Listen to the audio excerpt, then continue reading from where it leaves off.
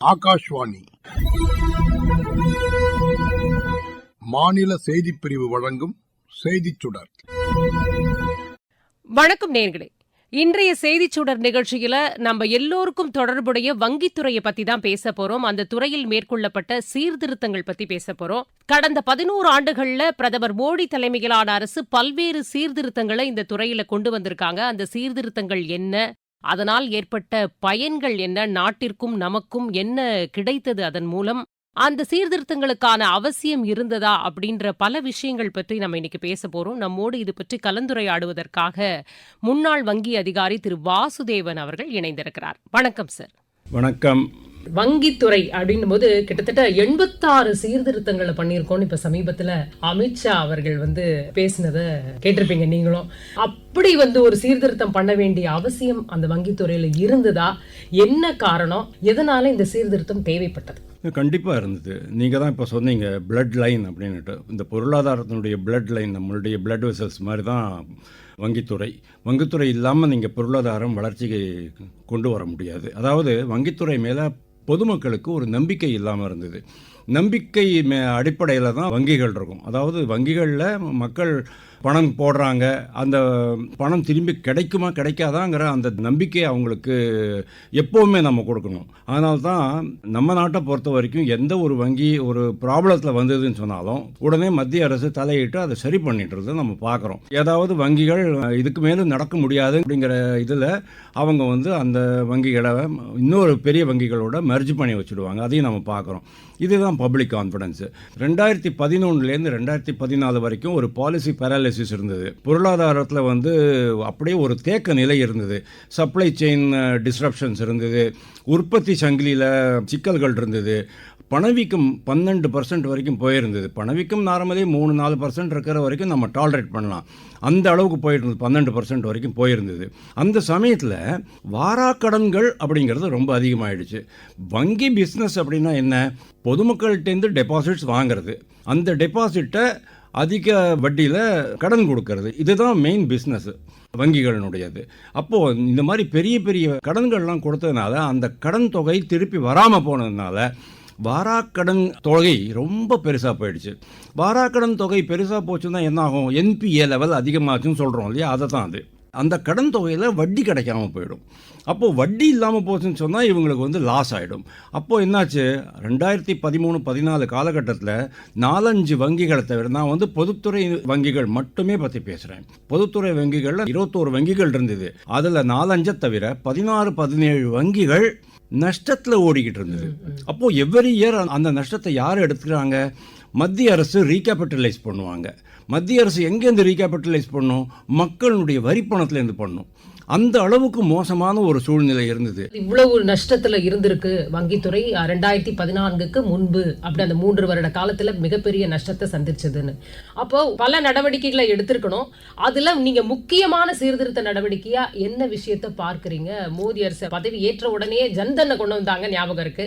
அதை தாண்டி எடுத்த மிக முக்கியமான சீர்திருத்த நடவடிக்கைன்னா நீங்க எதை சொல்வீங்க? ஆக்சுவலி இந்த கவர்மெண்ட் 2014 மே மாதம் 16ஆம் தேதி பதவி ஏற்ற உடனேயே அவங்க செயல் இறங்கிட்டாங்க. அருண் ஜேட்லி தான் ஃபைனான்ஸ் மினிஸ்டராக இருந்தார். பேங்கிங் செக்டார் ஃபைனான்ஸ் மினிஸ்ட்ரியில் தான் வருது. வந்த உடனே அவர் ஒரு கேள்வி கேட்குறாரு. ஃபைனான்ஷியல் இன்க்ளூஷன் கம்ப்ளீட் ஆகிடுச்சா அப்படின்னு நரேந்திர மோடி சார் கேட்குறாரு. இல்லை அப்படிங்கிறாங்க. எவ்வளோ பேருக்கு இன்னும் அக்கௌண்ட் ஓப்பன் பண்ணணும்? இன்னும் 40 கோடி ஜனங்களுக்கு, 115 கோடி மக்கள் தொகையில் 40 கோடி ஜனங்களுக்கு அக்கௌண்ட்டே இல்லை. ஃபைனான்ஷியல் இன்க்ளூஷன் அப்படிங்கிறது 2007 கான்செப்ட். அதுலேருந்து மெதுவாக பண்ணிக்கிட்டே இருக்கோம். இன்னும் 40 கோடி மக்களுக்கு வங்கி கணக்கே இல்லை அப்படின்னு அதிர்ந்து போயிட்டாங்க கவர்மெண்ட்டில். அப்போ தான் அவர் ஜன்தன் கணக்கை ஆரம்பித்தார். 2 மாதத்தில் 32 கோடி அக்கௌண்ட்ஸ். உலகத்தில் வேற எங்கேயுமே நடக்க முடியாது. அந்த அளவுக்கு ஒரு மிகப்பெரிய மாற்றத்தை கொண்டு வந்தாங்க. அதற்கு முன்னர் வங்கி கணக்கு துவங்குறதுனாவே கொஞ்சம் காம்ப்ளிகேஷன்ஸ் இருந்தது இல்லையா? இல்லை வங்கி கணக்கு துவங்கிறதுக்கு எப்போவுமே காம்ப்ளிகேஷன்ஸ் இருந்து கிடையாது. உங்களுக்கு வேண்டியது அப்போதான் ஒரு இன்ட்ரோடியூசர், உங்களை யாராவது இப்போ அந்த அறிமுகம் அப்படிங்கிறது கூட இப்போ கிடையாது. ஏன்னா உங்களுக்கு இது KYC no your customer concept வந்ததுக்கப்புறமா இதெல்லாம் பழைய இதாக கட்டி மூலையில் தூக்கி போட்டாச்சு. இப்போ ரொம்ப சௌகரியமாக இருக்குது. அது ஒரு மிகப்பெரிய அந்த ஃபைனான்ஷியல் இன்க்ளூஷன், அந்த ஜன்தன் அக்கௌண்ட் இருக்குது இல்லையா, அது ரொம்ப பெரிய சமாச்சாரம். இது ஆப்ரேஷனல் சைடில் சொல்கிறேன். ஆனால் வங்கினா ரெண்டு சைடில் இருக்கணும். அதாவது டெபாசிட் சைடையும் இருக்கணும், நீங்கள் கடன் கொடுப்பதுலையும் இருக்கணும், மூன்றாவது நிர்வாகத்திலையும் இருக்கணும். செயல்பாட்டு திறன் அப்படின்னு ஒன்று இருக்குது, அதுலேயும் நீங்கள் இருக்கணும். ஸோ இவங்க என்ன பண்ணுறாங்க, வங்கியில் இன்றைக்கி இருக்கிற மிகப்பெரிய ப்ராப்ளமே லாஸு வாராக்கடன்கள் தான். வாராக்கடன்களை எப்படா அதை சரி பண்ணுறது அப்படின்னு அவங்க பார்க்குறாங்க. அசெட் குவாலிட்டி ரிவ்யூ அப்படிங்கிற ஒரு கான்செப்டை இன்ட்ரோடியூஸ் பண்ணுறாங்க. ஏதாவது ஒரு கடன் தொகை திரும்ப வரவில்லை என்றால் 90 நாள் அந்த சிஸ்டம் வாயை மூடிக்கிட்டு இருக்கும். 91வது நாள் 90வது நாள் நைட்டிலேயே உங்களுக்கு வந்து எச்சரிக்கை மணியை ஒலிக்க ஆரம்பிச்சிடும்.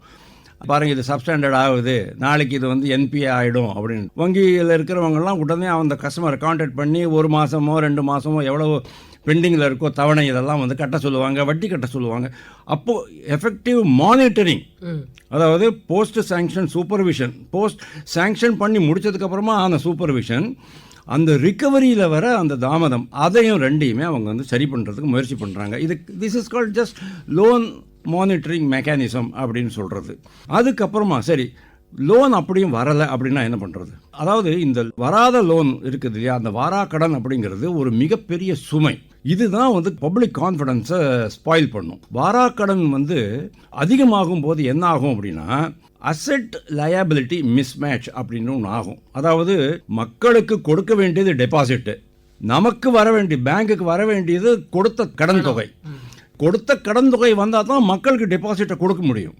அந்த மாதிரி இதில் ரெண்டுலேயும் மிஸ்மேட்ச் ஆயிடுச்சு, ரெண்டுமே பொருந்தலை அப்படின்னு சொன்னால், அதுவும் என்ன, இவங்களுக்கு வந்து டெபாசிட்ஸ் வந்து பல பக்கெட்ஸ் இருக்கும். அதாவது 3 மாதம் 6 மாதம் 1 வருஷம் 5 வருஷம் அப்படி டெபாசிட்ஸ் இருக்கும். கடன் தொகையும் அதே மாதிரி தான். 21 வருஷம் கடன் கூட இருக்குது. இப்போ வந்து ரோடு போடுறதுக்கு 21 வருஷம் கடன் கொடுப்பாங்க, வீடு கட்டுறதுக்கு 15லேருந்து 20 வருஷம் 25 வருஷம் கடன் இருக்கும். அதே மாதிரி சின்ன சின்ன சிறு குறு கடன்கள்லாம் வந்து வருஷம் ரினியூவல் பண்ணுற மாதிரி இருக்கும். ஸோ இதையும் இங்கேருந்து கடன் தொகை வசூலையும் பண்ணணும், நீங்கள் வந்து டெபாசிட்டர்ஸுக்கு வாபஸும் கொடுக்கணும். அவங்க கேட்கும்போது அவங்களுக்கு வாபஸ் கொடுக்கல அப்படின்னு சொன்னால் அவங்களுடைய நம்பிக்கை குலைந்து விடும். அது உங்களுக்கு பேங்க்கில் வந்து ஒரு பெரிய ரன் ஆரம்பிச்சிடும். So this will lead to bank collapse அப்படிம்பாங்க. அப்போது இந்த வாராக்கடன் தொகையை அதாவது திரும்ப பெறுவதற்கான அந்த ரெக்கவரி மெக்கானிசத்தை ஸ்ட்ரெங்தன் பண்ணுறாங்க. ஃபஸ்ட்டு அக்கௌண்ட்ஸ் ஓப்பன் பண்ணிடுறாங்க, அதுக்கப்புறமா வந்து வாராக்கடனை வசூலிக்கிறதுக்காக டைம் வேஸ்ட் பண்ணாமல் என்ன பண்ணணும், மோஸ்ட் இம்பார்ட்டண்ட்டாக நான் உங்களுக்கு சொல்கிறேன். அதில் வாராக்கடன்கிறத நீங்கள் எப்படி கிளாஸிஃபை பண்ணீங்களோ அந்த நார்ம்ஸ் அதே தான் இருக்கும். 2014 அவங்க சொன்னது எனக்கு ரொம்ப நல்லா ஞாபகம் இருக்குது. அந்த மீட்டிங்கை நானும் கலந்துக்கிட்டு இருக்கேன். அருண் ஜேட்லி ரொம்ப கிளியராக இன்ஸ்ட்ரக்ஷன் கொடுக்குறாரு, இன்னும் 2 வருஷத்தில் உங்களுடைய பேலன்ஸ் ஷீட்டு கிளியர் ஆகணும். எவ்வளவு வாராக்கடன் இருக்கோ அவ்வளவுக்கும் நீங்கள் வந்து ப்ரொவிஷன் பண்ணி ஆகணும். அதாவது ஒரு குறிப்பிட்ட தொகை, பேட் அண்ட் டவுட்ஃபுல் டெட்ஸ் அப்படின்ட்டு நம்ம ஒரு குறிப்பிட்ட தொகை வச்சுருப்போம் இல்லையா. நார்மலி வாராக்கடன் எவ்வளோ இருக்கணும் சொல்லுங்கள் பார்க்கட்டும்? 2% இருக்கும், 2-2.5% தான். எந்த ஒரு பிஸ்னஸ் அப்படின்னாலும் வாராக்கடன் அப்படிங்கிறது, பேட் அண்ட் டவுட்ஃபுல் டெட்ஸுங்கிறது 2-2.5% மேலே போகாது. சாதாரணமாக யாருக்காவது நம்ம கடன் கொடுத்தோம்னு சொன்னால் கூட அது 100 ரூபா கடன் கொடுத்தா 98 ரூபா தான் வாபஸ் கொடுப்பான். 2 ரூபா பரவாயில்ல போட்டுன்னு விட்டுறலாம். அப்போது இந்த வாராக்கடன், இந்த கடன் தொகையை நீங்கள் கொண்டு வரணும் அப்படின்னு சொன்னால், இந்த கடன் தொகை அதிகரிக்க என்ன ஆகிறது அப்படின்னு சொன்னால் உங்களுடைய அந்த வருமானம் போயிடும். 2வது ஃபர்தர் லெண்டிங் கொடுக்க முடியாமல் போயிடும். உங்களுடைய வியாபாரம், அதாவது நீங்கள் வாங்கக்கூடிய டெபாசிட்டு, கொடுக்கக்கூடிய கடன், இதெல்லாம் அப்படியே நிற்கும். அதுக்கு மேலே வளர முடியாமல் போயிடும். அதனால தான் அவங்க என்ன சொல்கிறாங்க, நீங்கள் ஃபஸ்ட்டு இந்த பேலன்ஸ் ஷீட்டை கிளியர் பண்ணிக்கிடுங்க. ஆனால் பணம் வரல அப்படின்னு தானே புரிஞ்சுக்கணும். என்ஏஆர்சியில் நம்ம போட்டுடுறோம், நம்ம அக்கௌண்ட்ஸ் பிரகாரம் அது அங்கே மூவ் ஆகிடுது. அப்போ அந்த பணத்தை நம்ம எப்படி வசூலிக்கிறது? Very good. ஆமாம், இப்போது ஒருத்தர் டிஃபால்ட்டர் இருக்காரு, அந்த அக்கௌண்ட்டை வந்து இவங்க எடுத்துக்கிறாங்க. அல்லது இவங்க எடுத்துக்கல அப்படின்னு சொன்னாலும் வேறு ஏதாவது ஒரு அசெட் கம்பெனி அப்படின்ட்டு ஒரு 7-8 கம்பெனிகள் இருக்குது நம்ம நாட்டில். அதாவது இந்த மாதிரி எந்தெந்த பேங்க்ஸில் இந்த மாதிரி அக்கௌண்ட்ஸ் இருக்கோ, கடன் தொகையெல்லாம் இருக்கோ, அந்த அக்கௌண்ட்டுகளெல்லாம் அவங்க வந்து ஒரு டிஸ்கவுண்ட்டில் வாங்கிடுவாங்க. 40% 50% டிஸ்கவுண்ட்டில் வாங்கிட்டு அவங்க ரிகவர் பண்ணிடுவாங்க. இங்கே என்ன ஆகும் அப்படின்னா, நம்ம நினைக்கிறோம் அதை அப்படியே ரைட் ஆஃப் பண்ணிட்டாங்க அப்படின்ட்டு. அப்படி கிடையாது. அதாவது புக்ஸில் மட்டும்தான் ரைட் ஆஃப் பண்ணியிருக்காங்க. ஆனால் அவங்க மேலே எடுக்க வேண்டிய எல்லா நடவடிக்கைகளும் எடுக்கப்படும். அதன்படி அந்த இன்சால்வன்சிங்கிறது என்ன, நீங்கள் கொடுக்க வேண்டிய தொகை அதிகம், உங்கள்கிட்ட இருக்கிற தொகை கம்மி, உங்களால் இனிமேல் உங்கள் வாழ்நாள் முழுவதும் இந்த கடனை அடைக்க முடியாது. அப்போ நீங்கள் வந்து திவாலாயிட்டீங்க அப்படின்னு அர்த்தம். இது ஒன்று. திவாலான பிறகு உங்களை எப்படி லீகலாக ட்ரீட் பண்ணணும் அப்படிங்கிறது தான் பேங்க்ரப்சி. ஸோ பேங்க்ரப்சியில் என்ன, 2 விதமாக சொல்லுவாங்க.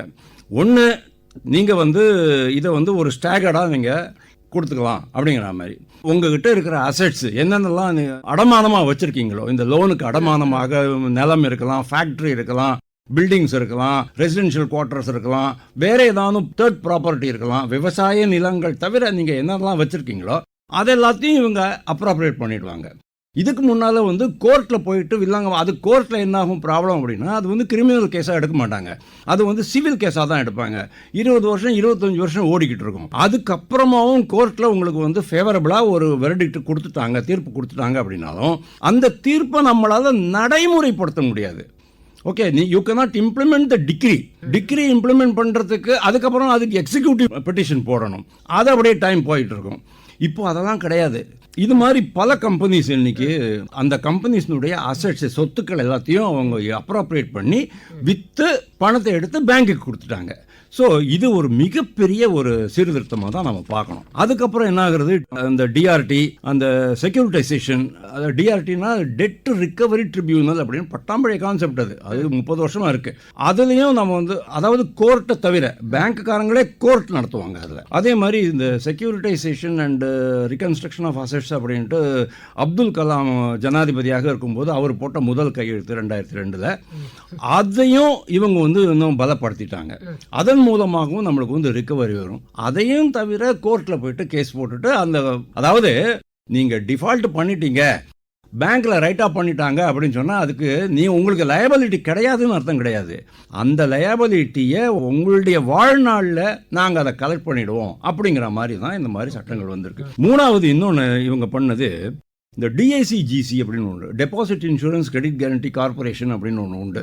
முதல்ல வந்து 1 லட்சம் ரூபாய் உங்களுடைய அக்கௌண்ட்டில் பணம் இருக்குது அப்படின்னா அந்த 1 லட்சம் ரூபாய் வரைக்கும் தான் வந்து கவர்மெண்ட் கேரண்டி, இது கேரண்டி கிடைக்கும். நீங்கள் 2 லட்சம் வச்சுருக்கீங்க, இப்போ நடுவில் வந்து இந்த பஞ்சாப் மகாராஷ்டிரா கோஆப்ரேட்டிவ் பேங்க் அப்படின்னு ஒன்று திவாலாச்சு.